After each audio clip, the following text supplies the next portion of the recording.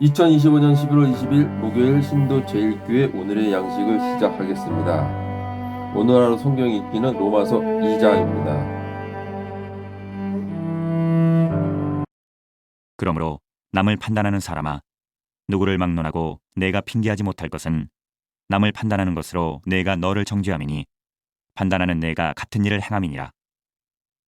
이런 일을 행하는 자에게 하나님의 심판이 진리대로 되는 줄 우리가 아노라.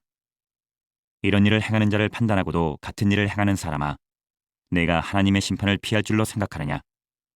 혹 내가 하나님의 인자하심이 너를 인도하여 회개하게 하심을 알지 못하여 그의 인자하심과 용납하심과 길이 참으심이 풍성함을 멸시하느냐?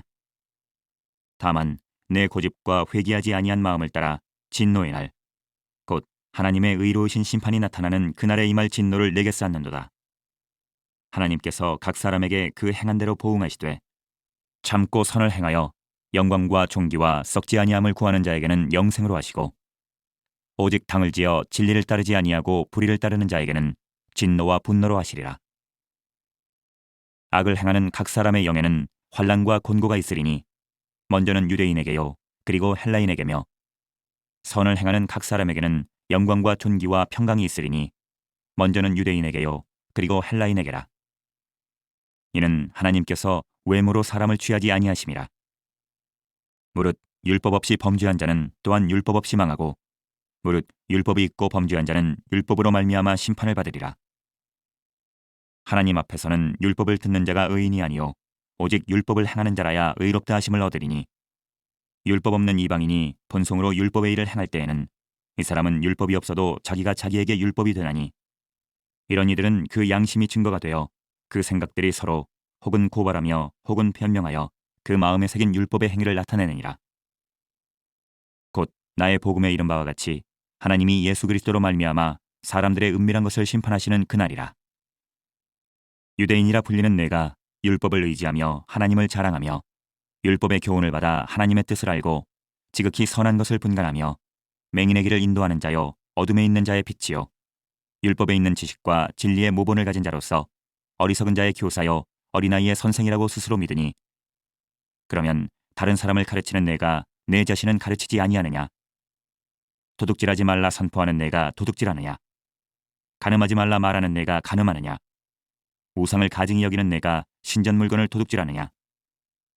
율법을 자랑하는 내가 율법을 범함으로 하나님을 욕되게 하느냐?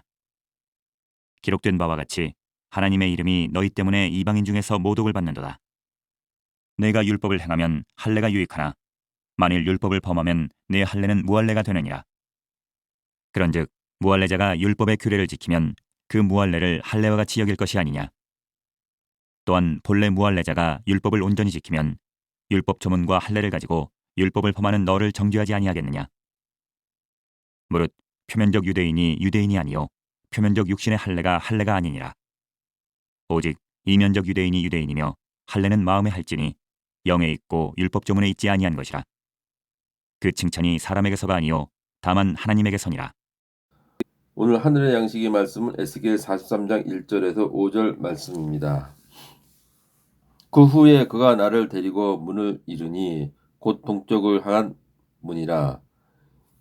이스라엘의 하나님의 영광이 동쪽에서부터 오는데 하나님의 음성이 많은 물소리 같고 땅은 그 영광으로 말미암아 빛나니, 그 모양이 내가 본 환상 곧 전에 성읍을 멸하려 올 때에 보던 환상과 같고, 그 발 강가에서 보던 환상과 이도 같기로 내가 곧 얼굴을 땅에 대고 엎드렸더니 여호와의 영광이 동문을 통하여 성전으로 들어가고, 영이 나를 들어 데리고 안뜰에서 들어가시기로 내가 보니 여호와의 영광이 성전을 가득하더라. 하나님이 지으신 새로운 성전. 성전은 하나님의 임재의 상징입니다. 그래서 하나님은 출애굽한 이스라엘에게 성막을 지으라 하시고 그곳에 임재하셨습니다. 이후 솔로몬 때에 지은 성전에 하나님이 임재하셨습니다. 원래 하나님의 집은 온 세상입니다. 하나님이 안 계신 곳은 없습니다. 그럼에도 하나님은 특정한 곳을 지정하여 임재하셨습니다. 그것이 바로 성전입니다. 그런데 이스라엘은 하나님을 배반하면서 성전을 더럽혔습니다. 이로 인해 하나님은 더 이상 성전을 임하실 수가 없었습니다. 하나님께서 성전을 떠나시는 자 이스라엘은 바벨론에게 망하고 말았습니다. 에스겔에게 이스라엘을 멸망할 것을 환상으로 보여주신 지 19년 후에 하나님은 새로운 성전을 환상으로 보여주십니다. 에스겔은 새로운 성전을 하나님의 영광이 가득함을 보아로 보여주십니다. 여호와의 영광이 동문을 통하여 성전은 들어가고 영이 나를 들어데리고 안뜰에 들어가시기로 내가 보니 여호와의 영광이 성전을 가득하더라. 새로운 성전에는 앞으로 영원토록 하나님의 영광이 떠나지 않을 것이라고 약속하셨습니다. 그렇다면 새로운 성전은 어떤 곳일까요? 분명한 것은 사람이 지은 건물로서 성전은 아니라는 사실입니다. 아무도 뜻깊은 솔로몬의 성전이라도 아무리 웅장한 헤롯 성전일지라도 모두 사람에 의해 무너졌습니다. 이제 하나님께서 지으신 새 성전은 어느 누구보다 무너뜨릴 수 없습니다. 하나님께서 지으신 것이기 때문입니다. 하나님께서 거하시는 처소로서 하나님은 성도와 교회를 만드셨습니다. 너희 몸은 너희가 하나님께로부터 받은 바 너희 가운데 계신 성령의 전인 줄 알지 못하느냐. 우리는 살아계신 하나님의 성전이라 이와 같은 하나님께서 이르시되 내가 그들 가운데 거하여 두루 행하여 나는 그들의 하나님이 되고 그들은 나의 백성이 되리라. 우리는 하나님의 지으신 새 성전을 살아가야 합니다. 하나님은 영원하시거나 삶이 되기 힘씁니다. 너희는 너희 자신의 것이 아니라 값으로 산 것이 되었으니 그런즉 너희 몸으로 하나님께 영광을 돌리라.